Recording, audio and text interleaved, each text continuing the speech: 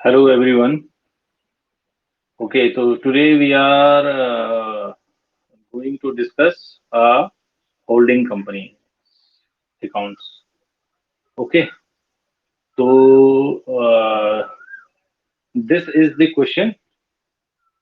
Uh, ये कह रहा है कि prepare a consolidated balance sheet to the extract the balance sheet of H Limited and S Limited. दो कंपनीज की बैलेंस शीट आपको दी हुई है ऑन 31 मार्च 2017 तक की। ठीक है, और ये कह रहा है कि there is a share holder funds है, उसमें शेयर कैपिटल है आपके पास 10 rupees per share fully paid है। तो 4 लाख शेयर 40,000 शेयर होंगे एच लिमिटेड के, उनकी जो टोटल प्राइस हो जाएगी वो हो जाएगी आपकी 4 लाख रुपए, और एस लिमिटेड की 1 लाख के शेयर कैपिटल है, 10,000 शेयर होंगे। ठीक है, दूसरा है दिया आपको रिजर्व एंड सरप्लस, वो केवल एच लिमिटेड का दिया है 1 लाख रुपए का, एस लिमिटेड का कुछ नहीं है। ठीक है, फिर करंट लायबिलिटीज में आपको ट्रेड पेबल दे रखे हैं 2 लाख रुपए आपको एच लिमिटेड के और 50,000 रुपए एस लिमिटेड के। ठीक है, ये टोटल हो गया आपका लायबिलिटी साइड का। इधर उसके नीचे आपको एसेट्स दे रखी हैं, फिक्स एसेट्स दे रखी हैं 4 लाख रुपए की और 1 लाख रुपए की। ठीक है, इन्वेस्टमेंट दे रखा है इन 100% of the share of S limited, क्योंकि एच लिमिटेड एस लिमिटेड के पूरे शेयर्स को खरीद रही है, इसलिए 1 लाख रुपए जो शेयर प्राइस है ऊपर, वो 1 लाख रुपए आपको एच लिमिटेड की यहाँ दिख रहा है, लेकिन एस लिमिटेड की यहाँ कुछ नहीं दिख रहा है, क्योंकि इन्वेस्टमेंट एच लिमिटेड का है, एस में उसने खरीद दिए हैं। दूसरा है करंट एसेट्स, ये सन्ड्री एसेट्स आपको दे रही हैं 2 लाख रुपए एच लिमिटेड के हैं, 50,000 रुपए आपके एस लिमिटेड है, दोनों साइड का टोटल है। Now you are required to prepare a consolidated balance sheet of 31 March 2017। तो 2017 की आपको बैलेंस शीट बना के दिखानी है। ठीक, तो जब आपको ये बना के दिखानी है तो फिर आइए इसमें करते हैं। फिर हम इस क्वेश्चन को ट्राई करने की कोशिश करते हैं। ठीक है, तो देखते हैं क्या कि इसको कैसे सॉल्व किया जाए। ओके, तो फिर हाँ जी, तो यहाँ पे हम इस क्वेश्चन को सॉल्व करने की कोशिश करेंगे। तो आपको मैंने क्वेश्चन बेसिकली समझा दिया है, अब हमें इसको यहाँ पे सॉल्यूशन करना है। तो सॉल्यूशन करने के लिए आप सबसे पहले एक अमाउंट वाला कॉलम यहाँ पे क्रिएट कर लेंगे। आप यहाँ लिखेंगे consolidated balance sheet of H limited, क्योंकि एच लिमिटेड की कंसोलिडेटेड बैलेंस शीट बनेगी। एस लिमिटेड का बिजनेस तो चालू रहेगा, लेकिन उसकी सेपरेट बैलेंस शीट नहीं बनेगी, क्योंकि वो अब इसके साथ मर्ज हो चुकी है। ठीक, तो अब हम एक ही कंपनी के बैलेंस शीट बनाएंगे, वो है एच लिमिटेड की बैलेंस शीट। ठीक है, जिसकी सब्सिडरी मानी जाएगी एस लिमिटेड, सहायक कंपनी जिसको हम बोलते हैं। ठीक, तो सबसे पहले आप यहां लिखेंगे share holder fund. Share holder fund, तो शेयर होल्डर फंड में शेयर कैपिटल, अब देखिए क्या है, एस लिमिटेड की जो 1 लाख रुपए की शेयर कैपिटल थी, उसको एच लिमिटेड ने अपने आप में ले लिया, उसके सारे शेयर खरीद लिए, इसलिए वो हो गए जीरो। उन्होंने उसका पेमेंट कर दिया, 1 लाख शेयर होल्डर्स को 1 लाख रुपए दे दिए, तो वो खाता उनका हो गया जीरो। वो खाता जीरो हो गया, तो उससे एच लिमिटेड में क्या फर्क पड़ेगा, उस कंपनी को सब्सिडी करने के बाद, उस कंपनी को होल्ड करने के बाद एच लिमिटेड पे क्या फर्क पड़ेगा, ये हम यहाँ देखेंगे। ठीक है, अब वो तो उसने ले ली, तो इसका मतलब हमें सिर्फ केवल और केवल एच लिमिटेड के खाते दिखाने 4 लाख, उसकी जो कैपिटल थी 4 लाख रुपए की। ठीक, दूसरा जो लायबिलिटी साइड में आता है वो है रिजर्व एंड सरप्लस। तो रिजर्व एंड सरप्लस भी केवल हमारे पास एच लिमिटेड का है, तो वो हमने यहाँ पे दिखा दिया, एच लिमिटेड का रिजर्व एंड सरप्लस है आपके पास 1 लाख रुपए। ठीक, दूसरी जो चीज आएगी वो आएगी करंट लायबिलिटीज।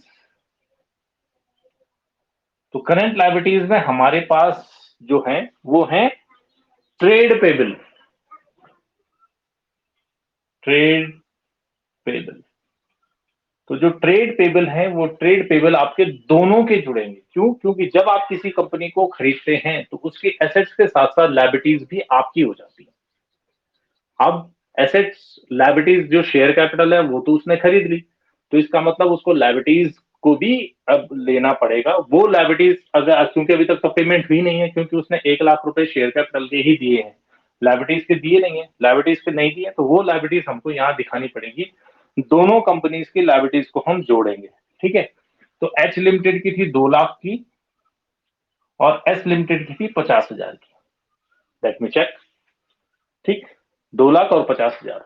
तो ये दोनों की दोनों लायबिलिटीज यहां लिखी जाएंगे 2,50,000। हाँ, अगर इसमें से इस 50,000 रुपए में से एच लिमिटेड वाला कोई लायबिलिटीज का पेमेंट कर लेता है तो फिर वो उतना माइनस, सपोज इस 50 में से एक क्वेश्चन में दिया होता है कि 20,000 paid by the H limited, ठीक है, towards the liability of S limited. S limited की लायबिलिटीज पे जो 50,000 रुपए की है उसमें से 30,000, 20,000 या 10,000 वट एवर द अमाउंट वो पे की है इस कंपनी ने, तो उतने यहाँ पे कम हो जाते हैं। लेकिन अभी तक पेमेंट नहीं किया, पेमेंट सिर्फ शेयर कैपिटल करता है, तो वो हमने वहां से हटा लिया, ठीक है।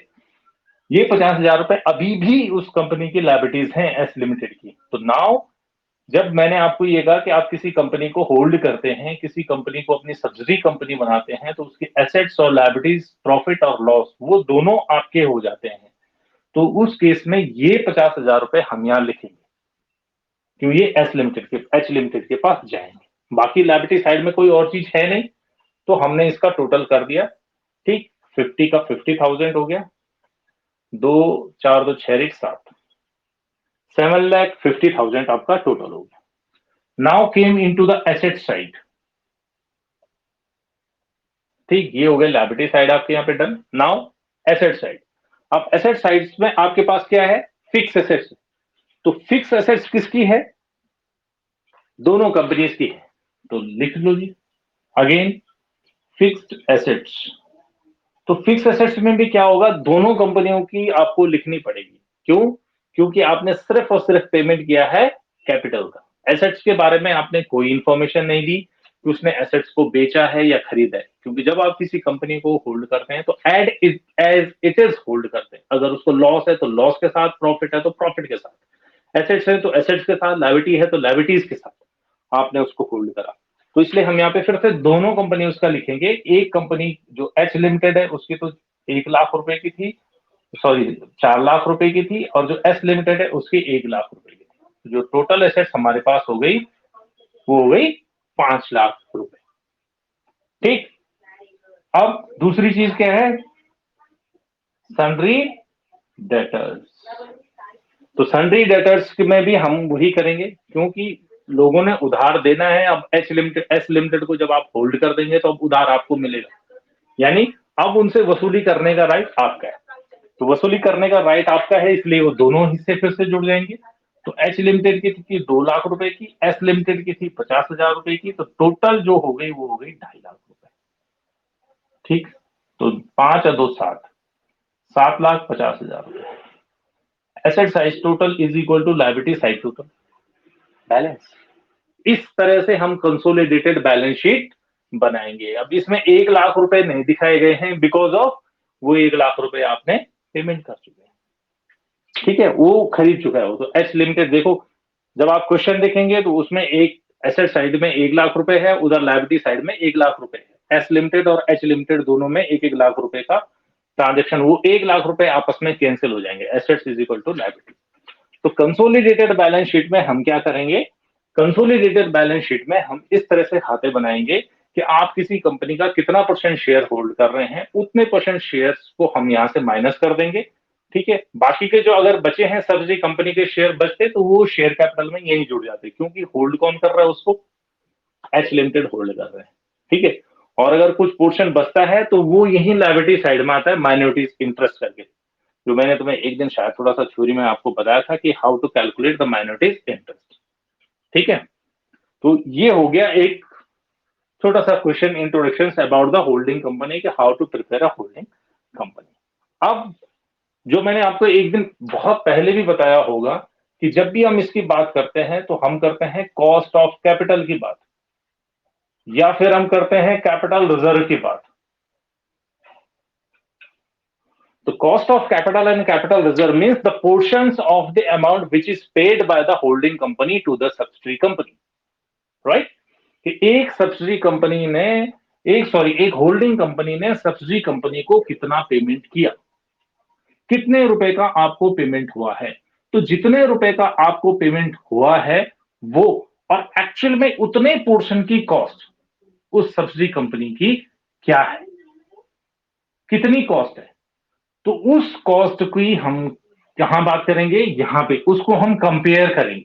सपोज दैट क्या हुआ कि एच लिमिटेड यानी कि होल्डिंग कंपनी ने एस लिमिटेड को होल्ड करा, ठीक है, और इसको होल्ड करा उसने 90% ऑफ शेयर्स, ठीक है, और शेयर कैपिटल थी उसकी 10%, 10 रुपीज के एट द रेट ऑफ 10। तो टोटल होना चाहिए था, सपोज दैट उसने 90% शेयर, 10,000 शेयर थे, 10,000 का 90% हो गए, 9,000 शेयर लिए, ठीक, 9,000 share at the rate of 10, 90,000 रुपए होते हैं। कितने होते हैं, 90,000 रुपए होते हैं। अब सपोज दैट एच लिमिटेड ने इस कंपनी को एच लिमिटेड ने इस कंपनी को 80,000 रुपए देके परचेज करा केवल। अब इसमें हम और भी चीजें जोड़ सकते हैं, उसका प्रॉफिट जोड़ सकते हैं, जो भी आप जोड़ो। तो सपोज दैट उसने अगर उसके 90% शेयर होल्ड करने हैं, 90% शेयर्स को होल्ड करा और उस होल्ड करने की कीमत उसने दी केवल 80,000 रुपए, जबकि कंपनी के हिसाब से यानी कि जो एच लिमिटेड है उसके हिसाब से कॉस्ट आ रही थी 90,000 रुपए। तो there is a difference of 10,000 minus में। तो ये 10,000 रुपीज उसने कम दिए। अब ये 10,000 रुपए किसका फायदा है, 10,000 रुपए फायदा हुआ होल्डिंग कंपनी का। किसका फायदा हुआ, होल्डिंग कंपनी। तो अगर आपने, ये आपका सेल्स प्राइस है और ये आपका परचेज प्राइस है। अगर sales price is more than the purchase price, अगर जितने आपकी जो कॉस्ट आ रही है, कॉस्ट टू कंपनी अगर आपकी 90,000 आ रही है जबकि आपने उसे 80,000 रुपए में खरीदा, तो यहाँ पे 10,000 रुपए कम दिए। ये 10,000 रुपए जो कम गए हैं इसको हम बोलते हैं कॉस्ट ऑफ कैपिटल, सॉरी, या कैपिटल रिजर्व। यहां आपको फायदा हो गया, इसको कॉस्ट ऑफ कैपिटल या कैपिटल रिजर्व बोलेंगे, ठीक। पहली कंडीशन जब कि आपने कैलकुलेट करा कि जो उसका प्रॉफिट भी है, उसके शेयर्स भी हैं, उसके पास कुछ डिविडेंड भी है, पुराना कुछ पैसा भी पड़ा हुआ है, उन सबकी कैलकुलेशन करी तो आपने कहा कि कंपनी का अगर हम 90% शेयर होल्ड करते हैं तो हमें 90,000 रुपए देने पड़ेंगे। लेकिन कंपनी ने 80,000 रुपए में डील कर ली, इसका मतलब आपको 10,000 रुपए का फायदा हुआ जिसने खरीदा। तो जिसने खरीदा अगर उसको 10,000 रुपए का फायदा हुआ तो उस अमाउंट को हम बोलेंगे कैपिटल रिजर्व, ठीक। दूसरी कंडीशन इसमें जस्ट उल्टी है।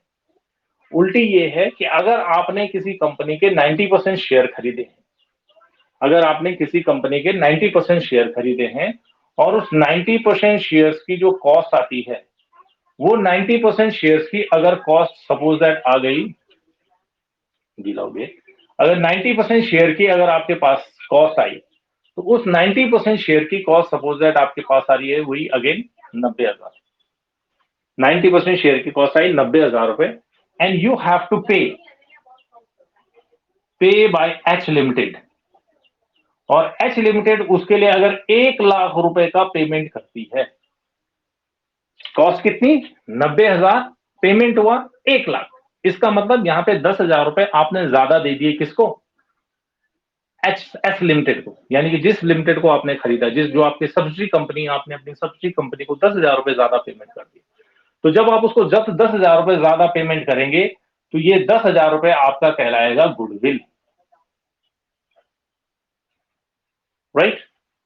ध्यान रहे, अगर आप कम पेमेंट करते हैं, अगर आप कॉस्ट से कम पेमेंट करते हैं तो आपको फायदा है, वो आपका कैपिटल रिजर्व हो जाएगा, ठीक है, पैसे बच गए आपके इसलिए रिजर्व में चले गए, आपने 10,000 रुपए वहां ट्रांसफर कर दिए कैपिटल रिजर्व। और अगर आपको उसकी कॉस्ट से ज्यादा पेमेंट करना पड़ता है तो इसका मतलब आप एक्स्ट्रा किस चीज का पेमेंट कर रहे हैं, गुडविल का, जो हम पहले प्रीवियसली पढ़ चुके हैं कि गुडविल की रिक्वायरमेंट, जो कैलकुलेशन हम गुडविल की करते हैं वो क्यों करते हैं, वो इसी से करते हैं। There is actual practical use of the calculation of goodwill, ठीक है। तो ये जो 10,000 रुपए का पेमेंट होगा, ये 10,000 रुपए आपके कहलाएंगे गुडविल। कम पेमेंट किया कैपिटल रिजर्व, ज्यादा पेमेंट करा गुडविल, राइट। तो जो मैं आपको पहले एक बार आपको जो मैंने एक क्लास में बताया था तो वो ये है कि आप इस तरह से कैलकुलेट करेंगे अपने capital reserve, cost of capital जिसको बोलते हैं कैपिटल रिजर्व, या फिर गुडविल की कैलकुलेशन। तीनों एक ही चीज है, एक ही साथ होता है। तो आपको वो टोटल में ऊपर नीचे है देख के समझना है कि आप क्या है।